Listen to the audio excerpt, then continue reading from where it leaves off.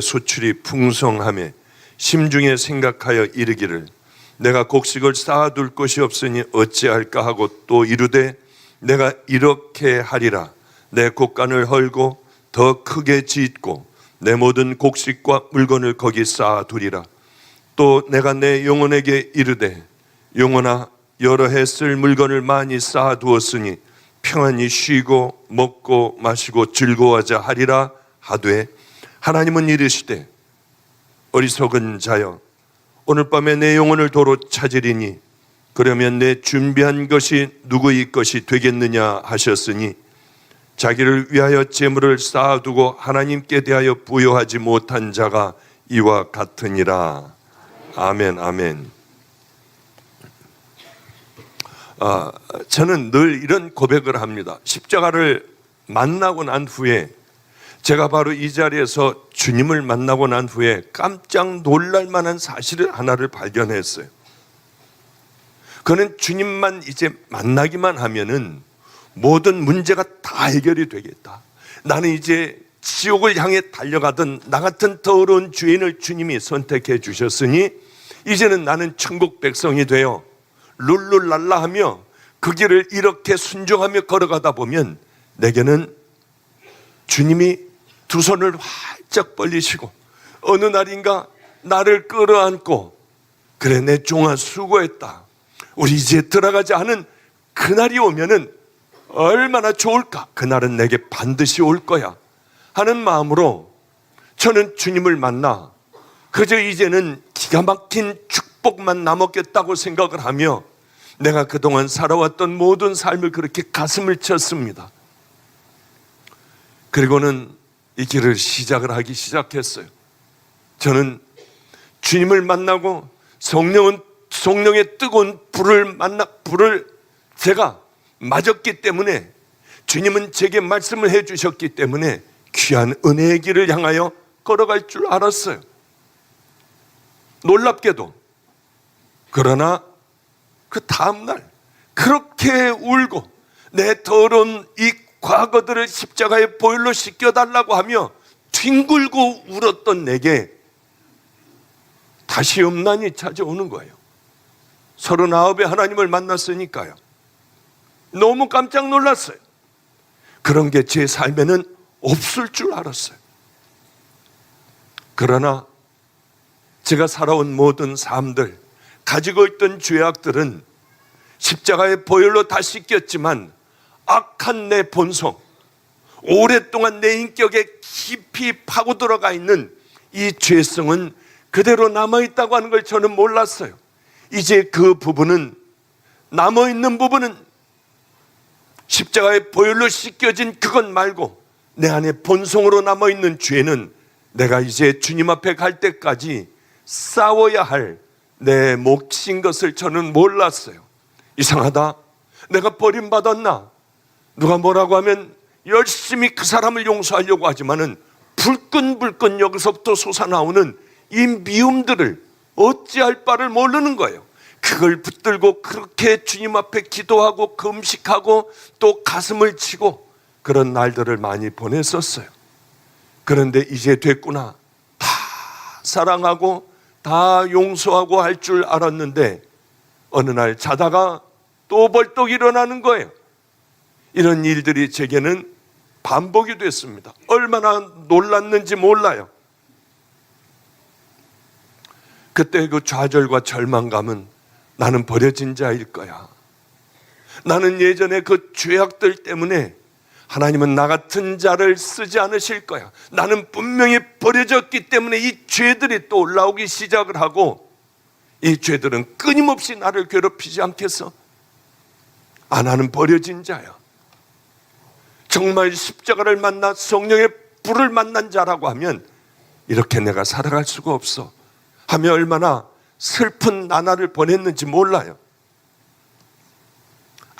아무것도 몰랐어요. 성경에 대해서도 잘 모르고요. 그리고 신학대학원을 이제 가게 되었습니다. 어쩌면 신학대학원을 출발을 해서 이제 가는 그날서부터 주님께서 그렇게 내게 많은 말씀을 해주시고 여러 능력도 주시고 참 기가 막힌 일들이 많았어요. 매일매일 엎드리면은 이번에는 내가 이렇게 해줄 거야. 이번에는 오늘은 이것을 내가 허락할 거야. 저것을 허락할 거야. 그런 음성도 없었고 내게는 아무 음성도 없었어요. 그렇게 몇 년을 지냈냐면 13년이요. 그러니 버려졌다고 생각을 하고 이 길을 13년을 갔으니 얼마나 힘든 세월이었겠나요?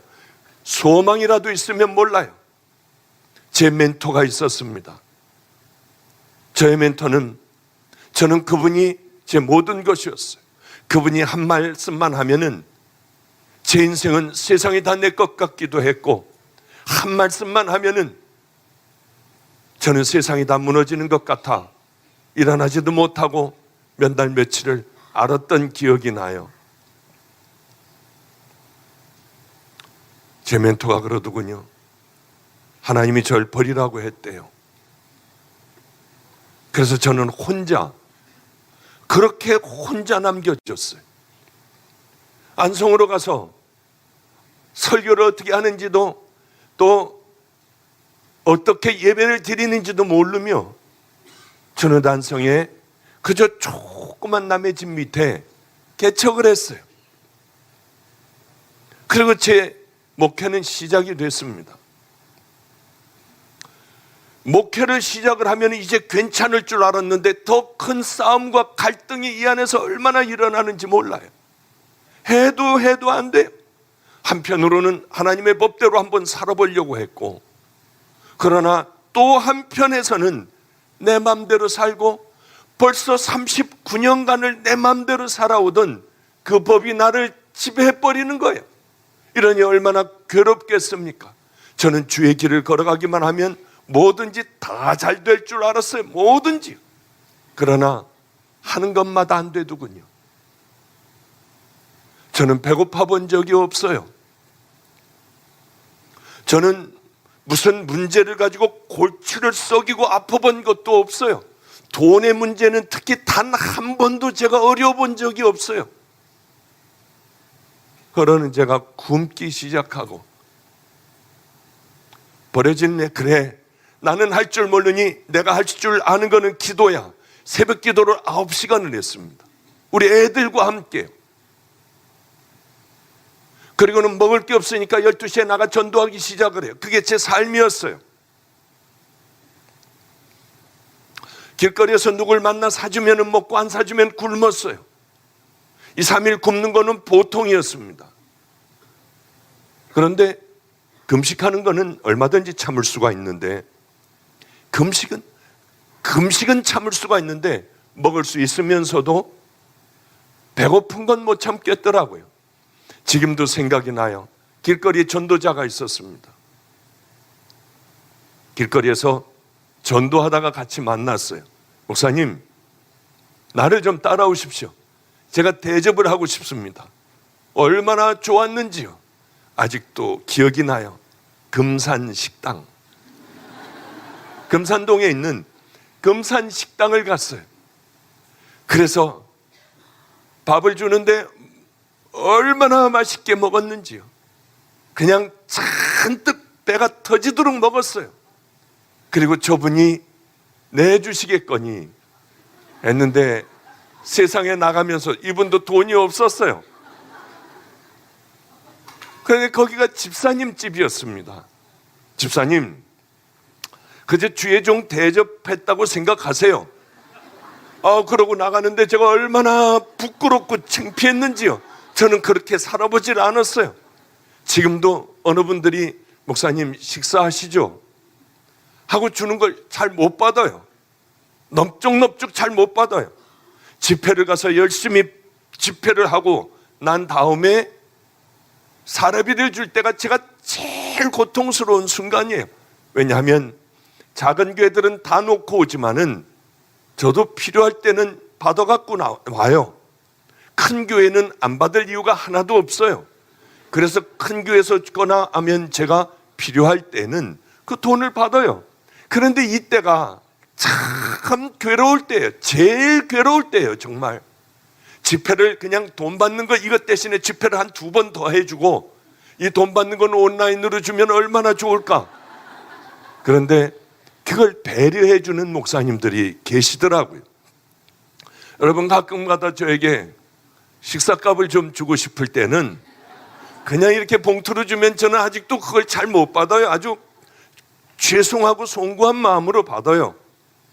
예를 들어서 지혜로운 그런 목사님들은 딱 책갈피에다가 목사님 이 책을 읽으시죠? 얼마나 좋은지. 할렐루야, 아멘, 아멘.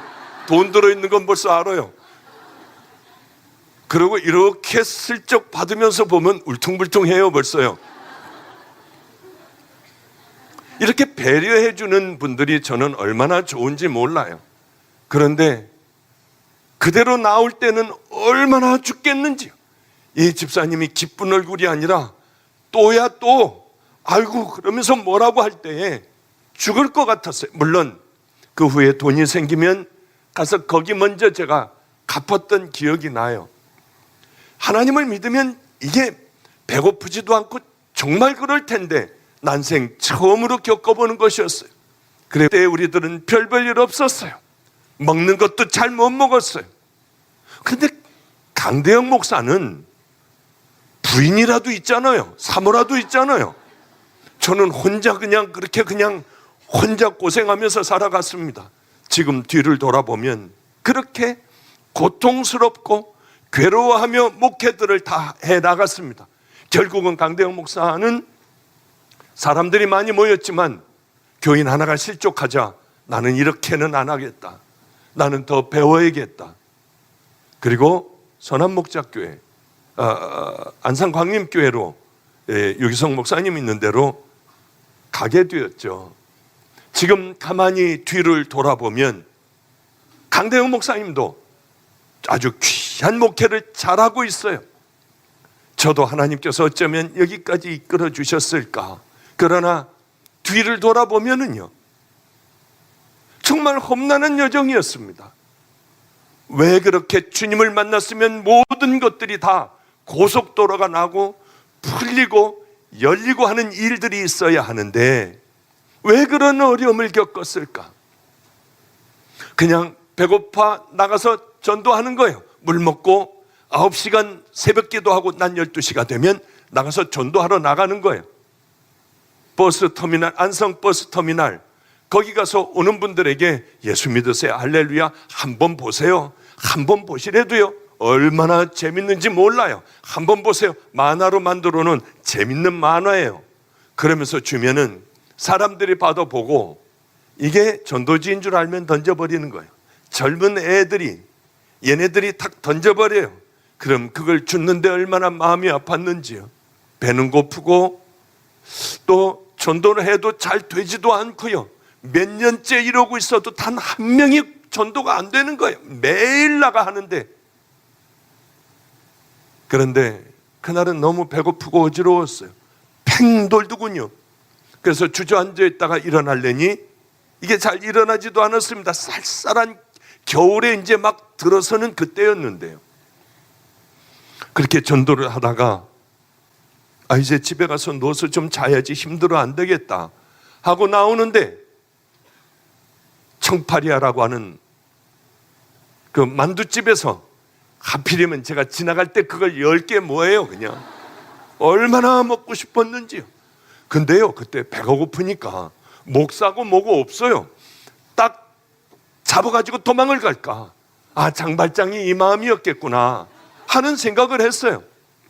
하나만 달라고 할까, 다음번에 돈 생기면 갖다 준다고 하고 이게 막 여기까지 막 나오는 거예요. 그러나 나는 종이야. 난 거지가 아니야. 난 당당한 종이야. 물론 제가 병원에 취직해도 먹고 살 수 있어요. 저희 아버님에게 가면은 잔뜩 먹고 살 걸 주어요. 제 동생 누나들이 이런 걸, 이 사실을 알게 되면은 아마 난리 법석이 날 거예요. 교회라도 크게 하나 해줄 겁니다. 그러나 우리 집은 아무도 몰랐어요. 왜냐하면 하나님이 나를 훈련을 시키는데 부모 형제들이 돈으로 막을 수는 없잖아요. 하나님의 뜻 가운데 모든 걸 다 이루어 주세요. 그리고 기다렸습니다. 한 번도 얘기한 적도 없어요. 그런데 그 빵을 보니까 눈이 뒤집힐 것 같은데 참기름으로 이렇게 만 김밥도 쓸고 있었고요. 얼마나 먹고 싶었는지요. 그래서 이제 길을 건너야 하는데 못 가는 거예요. 바람불이 와도 안 가요. 저거 보느라고요. 그리고 쑥 그쪽에 가서 김밥 한번 구경하고 다시 와가지고 침 생기면서 바람불이 들어오길 기다려요. 바람불이 들어와도 또 못 가요. 그거 보느라고요. 이미 빵은 다 이제 다 저쪽에 넣을 때 넣고 쌀 때 쌓아놨는데도 못 가는 거예요. 그러면 이제 다 모든 게 끝났어요. 바람불이 들어오자 길거리로 딱 그 신호등을 따라 걸어가는데 딱 어떤 생각이 드느냐면 하나님께서 이제 결정타를 제게 먹이셨어요. 넌 거지였냐? 네가 왕년에 뭐 의사였고 뭐였고 병원장 뭐 어쩌고 저쩌고 넌 지금 거지 아니야? 주저앉아 울 뻔했어요. 맞아. 나는 종도 아니고 하나님이 쓸 수 없는 그런 버려진 자이고 뭘 먹을래야 먹을 수도 없는 저걸 훔쳐먹고 한번 좀 달라고 하려고 하는 난 거지 아니야. 주님 죄송해요. 저 거지서부터 시작할 거예요. 저는 거지예요.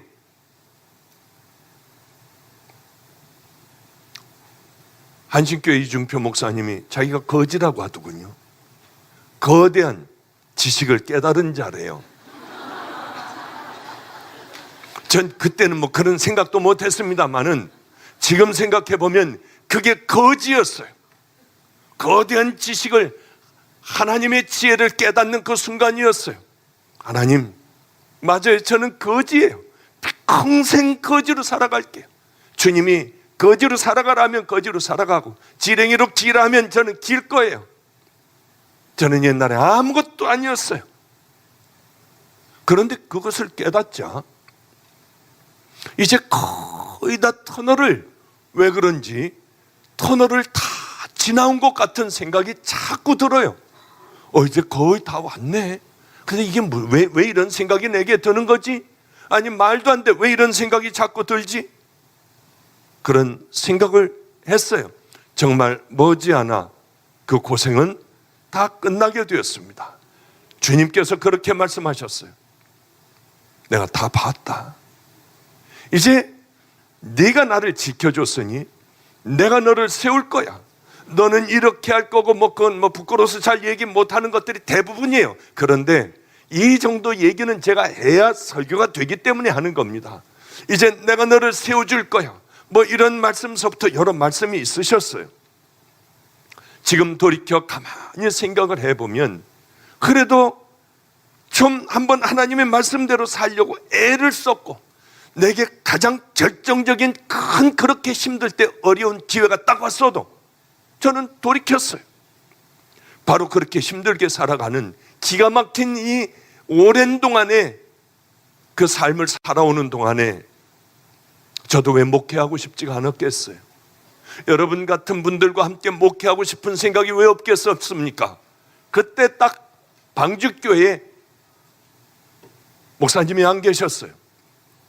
저보고 가자고 하더군요. 저 안 갔어요. 왜냐하면 내가 관여하고 있는 노숙자들, 버려진 애들이 있었기 때문에요. 깡패 애들, 물결파, 파라다이스파 얘네들이 있었기 때문에 제가 갈 수가 없었어요. 얘네들에게 복음의 씨앗을 뿌려놨는데요. 제가 가면 어떻게 되게요? 그래서 안 가겠다고 했습니다. 얼마나 괴로웠는지요. 하나님께서 내게 주신 마지막 찬스 아닐까? 안 갔어요. 주님 직접 말씀해 주세요. 그런데 어느 날 주님께서 직접 말씀해 주시고 저는 인천에 오게 됐습니다.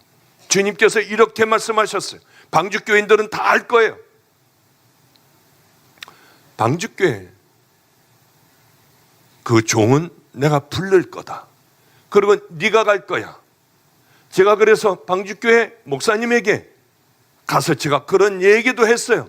목사님, 이제 곧 하늘나라 갈 겁니다. 그리고 내가 들어갈 겁니다.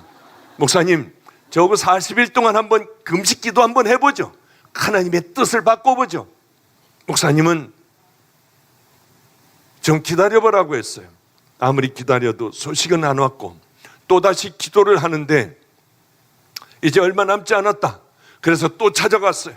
목사님, 얼마 남지 않았습니다. 빨리 결정을 해야 합니다. 근데 목사님이 이제 전부 신체 검사를 다 대학병원에 가서 전부 했는데 그걸 가지고 오셔서 목사님, 내가 이래도 죽습니까? 그러시더라고요. 그래서 목사님 죄송해요. 전 참 좋은 목사님이에요. 젊은 목사님이에요. 47살에 좋은 목사님, 제가 좋아했던 목사님이에요. 목사님, 저는 이런 거 아무것도 몰라요. 이제 전 종이에요. 그러니 하나님의 뜻을 전할 뿐이에요. 그때는 이제 하나님께서 저하고 함께하여 주시고 하나님의 뜻을 알기 시작할 때였어요. 풀어놓기 시작을 하실 때였습니다. 그런데 목사님이 주일날 제 설교를 했어요. 안성에 있는 박보영 목사님이 나 곧 죽는다고 그랬다. 이걸 설교를 하셨어요. 그런데 바로 얼마 안 있다 목사님은 소천을 하셨어요. 그러니 방주교회에서는 저에게 와서 가자고 하는 거예요. 그런데 골치 아픈 교회에 제가 쑥 갈 수 있나요? 안 간다고 했죠. 주님은 가라고 하셨고, 자 이제 내가 갈 때다 했지만은 비싸게 가려고 안 간다고 했어요. 하여튼 어쨌든 그런 줄다리기 끝에 저는 방주교회로 오게 되었고 여기까지 오게 되었어요. 가만히 뒤를 돌아보니 주님께서는 왜 그렇게 힘든 13년간의 세월을 왜 그렇게 하셨을까? 그 생각을 가만히 해보니 다 이제는 이해가 가요. 밑바닥을 쳐야 내가 누군 줄 알게 돼요. 나는 거지라고 하는 것을 깨닫게 되는 그때까지 주님께서는 굶고 매맞고 그럼에도 불구하고 나를 때린 애들을 면회를 가고 그냥 법정에서 조용한데 판사가 이제 이런저런 얘기를 하는 그 조용한 때 애들이 묶여 나와요. 제 마음에 저 아이를 내가 데려가 변화시켜야 하는데 그러면 거기서 일어나는 거예요. 세상에 제 정신이 아니에요. 판사님, 그 아이를 저를 주면은 교도소에 들어가는 것보다 귀한 아이로 제가 만들겠습니다. 그거 떠들지 마요. 떠들면 경찰 쫓아내고 잡혀가고 뭐 법정 소란죄로 뭐에 얼마에 몇 년. 그래도 저는 그 아이를 달라고 했어요. 얼마나 부끄러웠는지 몰라요. 주님이 마음을 주시면 일어나 그렇게 해버렸어요. 순종한다는 게 왜 그렇게 어려운지요. 그런데 그것도 그 순종을 하고 나니 나중에 세월이 많이 흐르자 판사들이 저에게 전화를 해요. 그때는 여자 판사였어요. 목사님, 이 아이 어떻게 할까요? 예, 그 아이는 좀 놔두시는 게 좋겠어요. 그 아이는 좀 주시면 제가 열심히 한번 키워보겠습니다. 뒤를 돌아보면 지금 당장에는 손해가 보고 당장에는 힘들고 고통스럽고 굶고 매맞고 갈 데가 없고 깡패들에게 매맞아 도망을 다니고, 그러나 이제야 이해가 다 되는 거예요. 왜 그렇게 교인들이 한 명도 없었냐? 교인들이 얼마나 귀한 걸 알아요. 가끔 이런 간증을 합니다. 우리 집 앞에, 교회 앞에 우유집이 있었어요. 우유 배달하는 집이요. 그런데 애취 우유 배달 배급소가 있었는데 너무 작아요. 거기는 아주 작은데 영세한 곳이에요. 그런데 한 명도 교인이 없을 때 이 우유집 아줌마가 애들을 데리고 비가 오는 날 왔어요. 알고 봤더니 교회가 건질이 저쪽에 있었는데 비가 오니까 거기까지 못 가니까 이렇게 자기네 집에서 보면 우리 교회가 보입니다. 아무것도 십자가도 못 해놓게 해서 딱 십자가 썬팅 같은 걸 해놓고요. 그러고 있었는데 그분이 나중에는 십자가를 다뤘지만은요, 저기 가자 해가지고 데리고 온 거예요. 왔는데 얼마나 당황했는지요. 왜냐하면 이제 설교를 하려고 하는데 우산을 쓰고 애를 데리고, 애를 하나는 안고 업고 그리고 하나는 손에 이렇게 잡고 여자의 작은 아이를 데리고 들어왔는데요, 아무도 없어요. 여기는요, 뭐 오랫동안 없었으니까. 세상에, 내가 미쳤지. 주일날 설교 준비를 하는데, 해야 하는데 세상에 설교 준비를 하나도 안 하고 나온 거예요. 그냥 아무도 없으니까 그냥 되는 많은 둥 그 얘기하고 찬양 하나 하고 뭐 본문 읽고요, 되는 얘기 안 되는 얘기하고 이제 끝나고 주기도문 하고 들어가는 게 제 예배예요. 세상에. 근데 이 사람이 들어오니 저 뒤에 좀 앉지, 맨 앞자리에 와가지고 앉아있는데 설교를 할 시간이 됐어요. 뭘 해봤어야지. 지금 같으면 그냥 얼른 이렇게 잘할 텐데 그때는 설교도 할 줄 몰랐어요. 내가 미쳤지. 주님 한 번만 용서해 주시면 정말 이제는 잘할 거예요. 왜냐하면 이게 몇 년이 되다가 보니까 의뢰 타성이 붙어서, 자, 다 같이 사도신경으로 신앙 고백하겠습니다. 그리고 오늘 본문은요, 그동안 수만 명이 모여 서로 파필 만큼 뛰었더니 예수께서 먼저 제자들에게 말씀하여 이르시되, 이거는 제가 무슨 말씀인지 모르겠어요, 여러분. 그러나 이러면서 연습을 하고 있었어요, 주일 예배에. 그런데 이 여자가 들어왔으니 얼마나 기가 막히겠습니까? 맨 앞에 의자에 앉아 있는 거예요. 그런데 하나님이 거기 역사해 주시더군요. 아멘이 아니고요, 이 여자가 안 들어요. 애기 기저귀 갈고 있어요. 그냥 다 기저귀가 안 들어요. 이게 얼마나 할렐루야인지 주님이 역사해 주시더라고요. 그러니까 얼른 대충 그냥 이렇게 해서 우리 주님이 그렇게 말씀하셨습니다. 다 같이 기도하겠습니다. 그리고 주님 이러고 한 5분도 안 돼서 확 끝내버리는 거예요. 그저 기저귀를 갈고 제 설교는 안 들더군요. 애가 돌아다니까 일로 오라고 여기 앉으라고 하고 뭐 보니까 뒤숭숭해요. 뭐 전혀 듣지도 않아요. 저도 준비 별로 안 했지만 이분도 늘 그저 교회에 앉아있다 가는 분 같았어요. 근데 그 다음 주일에는 이분이 오나 안 오나 10시 반서부터 설교 준비를 잔뜩 기도도 다 외워가지고 거기서 보는 거예요. 이상하네. 11시가 돼도 안 와요. 그래, 애들 때문에 늦을 거야. 11시 20분 30분이 돼도 안 와요. 12시가 다 돼가도 안 와요. 그러면 그냥 예배도 안 드리고 강대상에 벌렁 들어누워서, 주님 이거 어떡해요? 이 많은 세월이 흘러도 아무도 없어요. 그렇게 지나가던 어느 날 비가 또 오는 날이었어요. 세상에 비 오는 날 또 오더라고요. 준비한 설교를 하니 이 아줌마가 듣기 시작을 했고요, 슬슬 한 달에 2번 오다가 3번 오다가 4번 오더군요. 우리 교인이 되어버렸어요. 그런데 이분이 늘 여름에 우유를 하고 요구르트를 가지고 와요. 저는 굶어요. 근데 우유를 먹으면 설사를 하는데 이상하게 우유가 빵빵해요. 이렇게 통통해요. 그 통이, 작은 요만한 통이 통통해요. 요구르트를 가져오는데 여기가 볼록하게 올라와 있고요. 왜 이럴까? 그리고 따라줘요, 드시라고. 근데 이건 뭐 맥주도 아닌데 왜 이렇게 거품이 많이 나지? 그래도 하여튼 먹는데 이거 뭐야? 하는데 안 먹으면 안 되잖아요. 그걸 다 먹는 거예요. 요구르트도 따가지고 먹는데 왜 이렇게 뜨뜻하고 시커먼지요? 그분이 가고 나면 할렐루야, 또 와, 다음 주일날 또 보자. 그러고 갔는데 그 다음서부터 설사를 하는 거예요.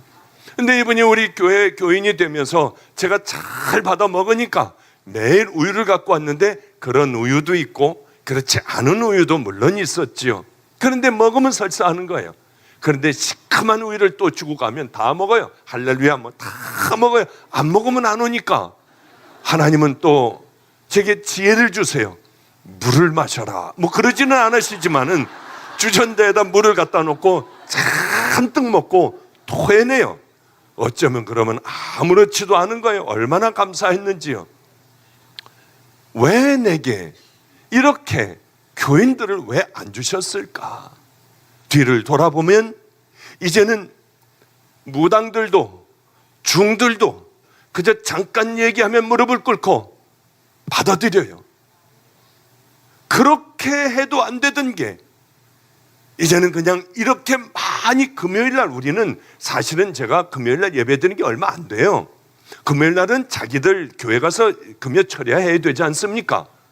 그런데 개척교회들을 모아놓고 하기 시작을 했는데 이렇게 수도 없는 많은 사람들이 모여요. 꽉꽉 차게 모여요. 하여튼 이제는 이렇게 많이 모이게 됐어요. 왜 그렇게 교인이 없게 하셨을까? 왜 그 상한 우유도 먹어가면서까지 왜 그 교인 앞에서 왜 그렇게 하게 하셨을까? 가만히 생각을 해보면 너 네 양이 얼마나 귀한 건 줄 아니? 주님은 그걸 깨닫게 하여 주셨어요. 저희 아버님이 겨울에는 그렇게 기침을 하세요. 우리는 인천으로 오게 되었고 갈 데가 없었습니다. 아버님이 그러시더군요. 너네가 작은 아파트 하나 사줄 테니까 이걸로 너하고 나하고는 끝이야. 어떤 것도 주고받는 것 없을 거야. 나는 하나님 앞에 다 바쳤으니까. 그리고 그 작은 아파트를 하나 해주셨어요. 아주 가난한 동네에 그 이제 아파트를 만들어 이렇게 아주 좀 솔빛 주공 아파트라고 하는 그곳에 우리는 가서 살게 되었어요. 얼마나 좋았는지요. 세상에 커튼 있는 집에서 제가 사는 거예요. 겨울에도 반팔을 입고 있어도 돼요.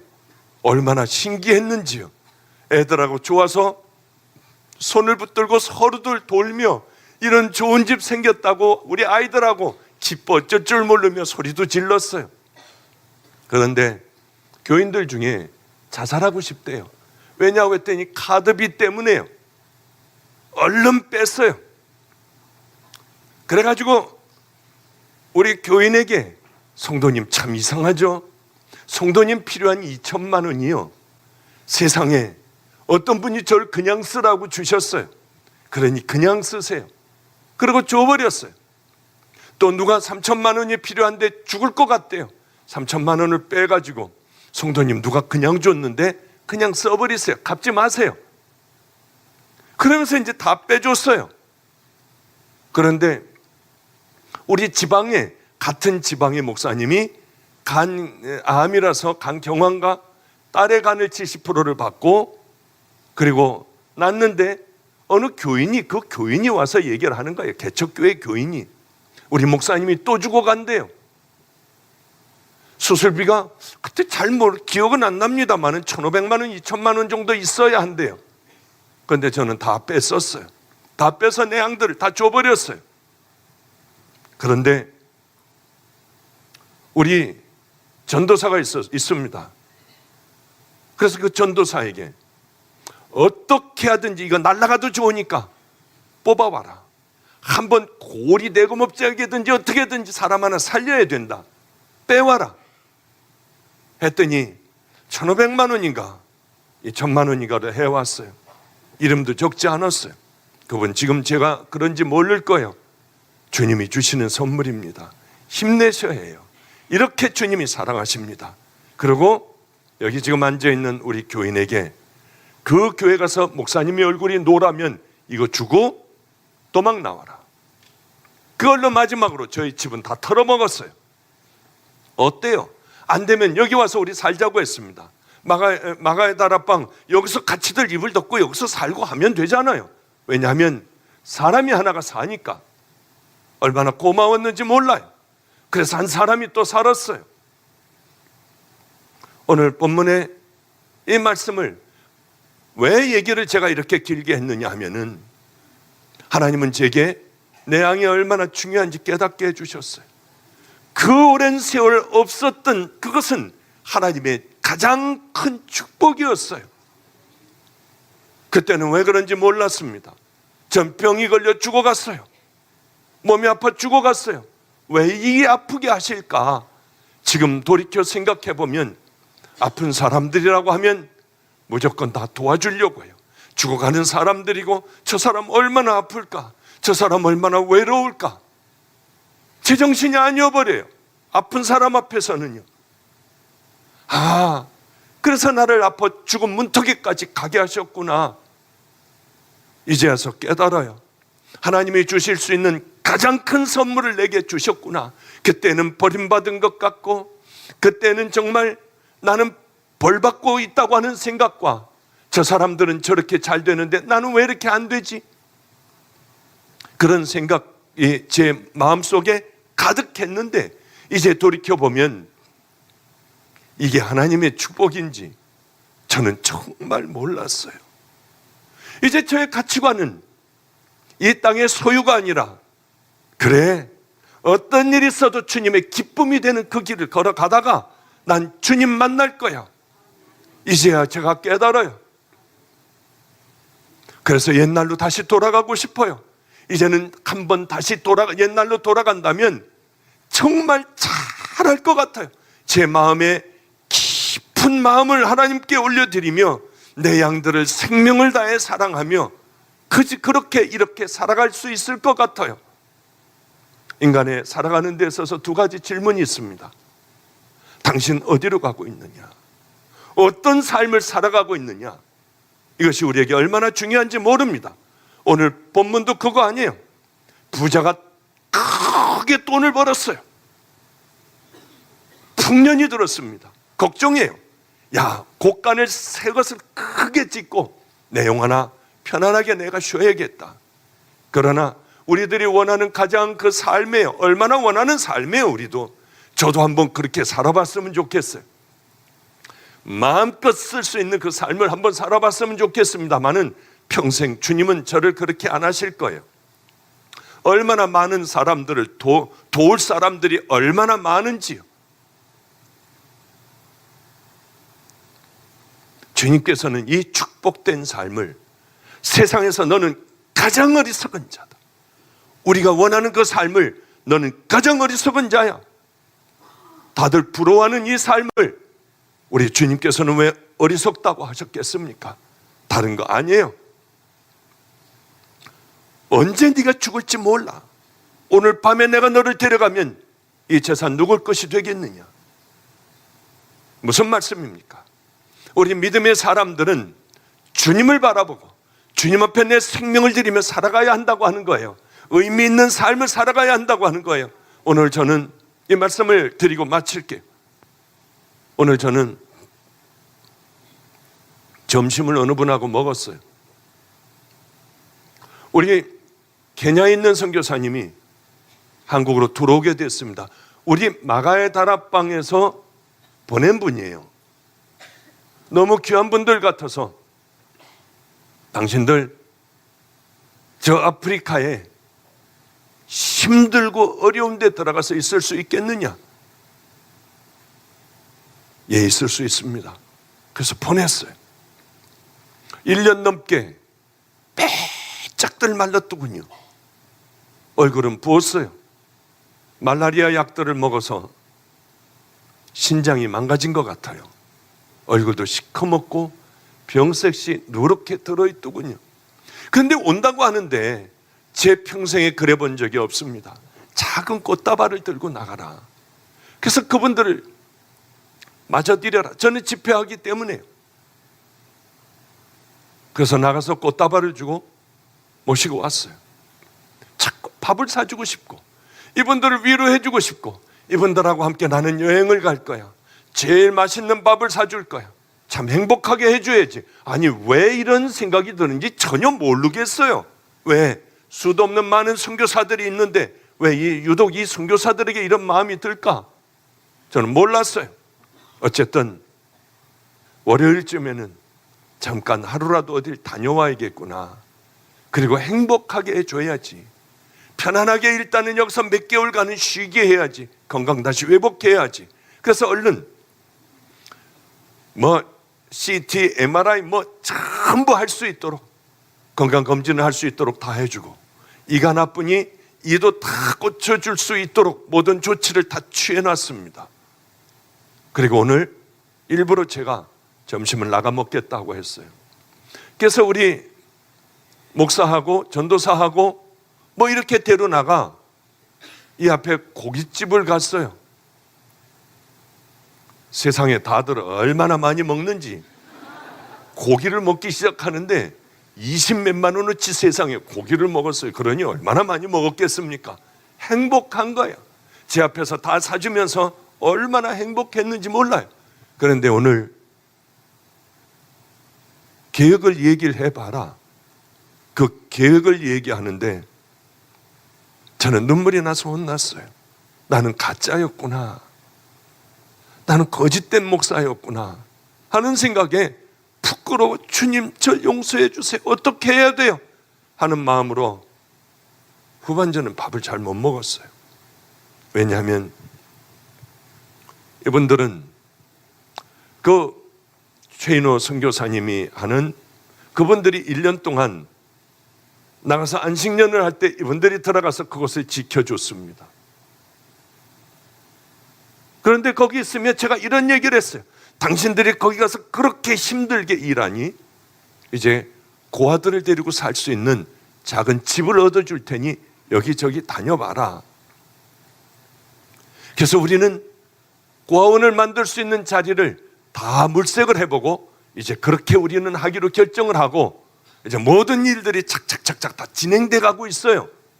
그런데 이분들이 반대쪽으로 그 사막을 가로질러 사막 끝 가는 데 가서 또 차를 어떻게 타고 한참을 가는 그 먼 곳을 가다 보니 저는 잘 몰라요. 지금 보아라고 하는 지역이 보아라고 하는 민족 그 사람들이 살고 있는 지역이 있고 제가 그 얘기를 여러 번 들었었습니다. 아프리카 갔을 때요. 가브라라고 하는 지역의 사람들이 서로 싸움을 하여 총을 가지고 옛날에는 찔러 죽이고 막 이랬는데 이제는 총들을 구입하여 난사를 한대요. 서로를 죽여버린대요. 학교에 들어가서 다 탁살해버리고 그럼 이쪽에서는 또 그 다음에 보복을 하느라고 밤에 가서 다 죽여버리고 신부님도 그쪽에서 희생을 당하고 난리 법석을 피우는 지역이었어요. 척박하기가 짝이 없대요. 그런데 그곳에 분쟁이 있으니 나라에서 군부대를 그 비행기에서 떨어뜨려서 그쪽으로 다 완전 무장하고 그 싸움 있는 지역으로 들어갔는데 그래도 싸우고 죽이고 뭐 난리가 났더래요.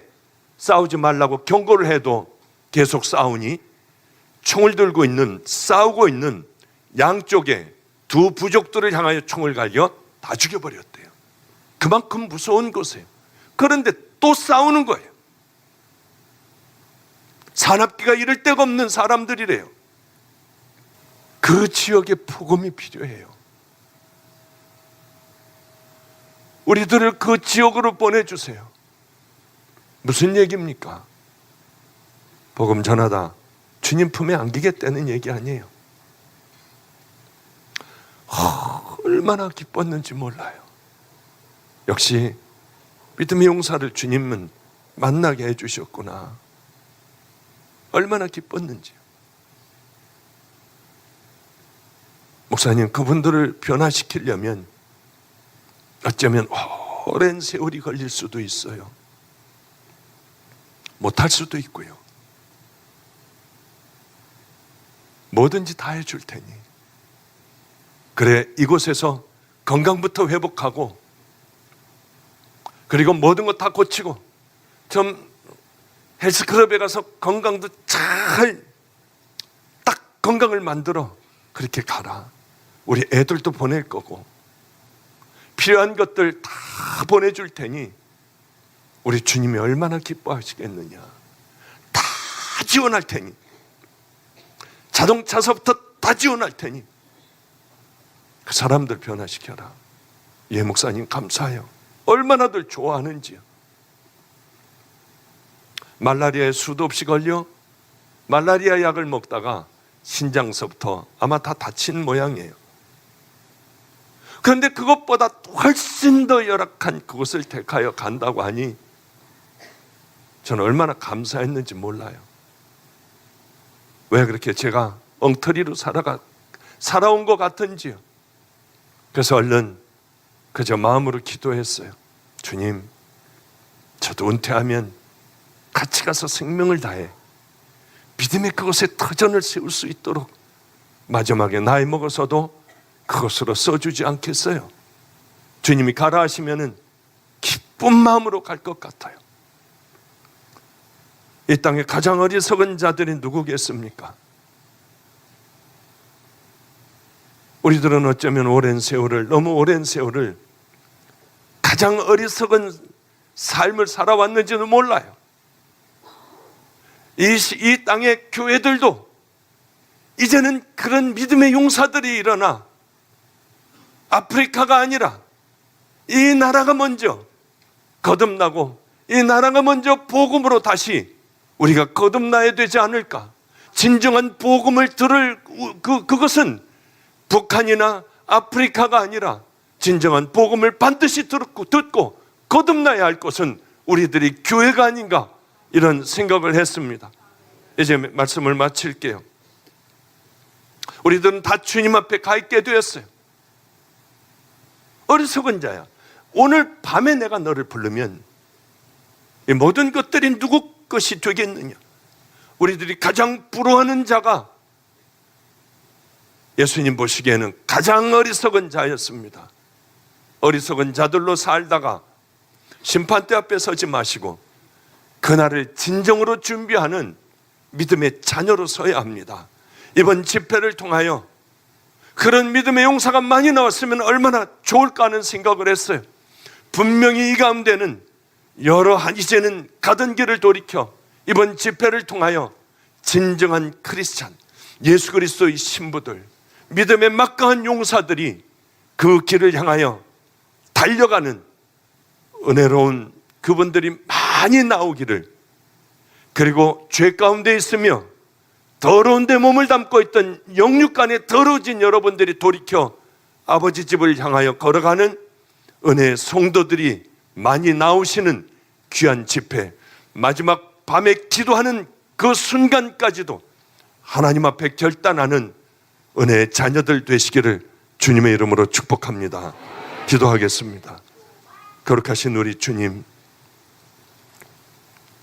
우리를 다시 만들어 주소서.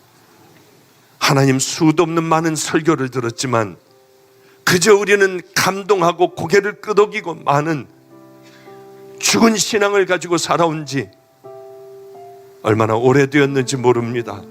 부족한 이 죄인부터 하나님 결단하게 하여 주시사 우리들의 삶을 그저 이것으로 끝내지 않게 하여 주시고 하나님이 기뻐하시는 믿음의 길을 향하여 달려가는 은혜의 성도들 되게 하소서. 하나님, 마지막에 부어주시는 그 은혜가 회개의 영이 임하는 은혜이게 하여 주시옵소서. 이제는 주님께서 마음껏 우리에게 역사하실 수 있는 하늘의 귀한 것을 가지고 기다리시던 주님께서 우리들 마음껏 부어주시는 은혜의 밤이 되기를 소망합니다.